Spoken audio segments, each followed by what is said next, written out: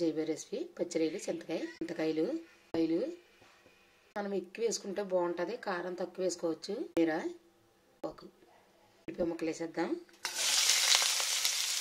పచ్చిరొయ్యలు కూడా వేసేసుకుందాం. ఇందులో పసుపు, కొంచెం పసుపు ఎక్కువ వేసుకుంటే చింతకాయ కూరలో బాగుంటుంది.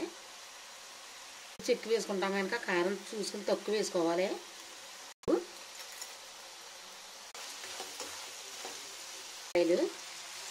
వేసేసుకుందాం. కరివేపాకు కూడా వేసేసుకుందాం.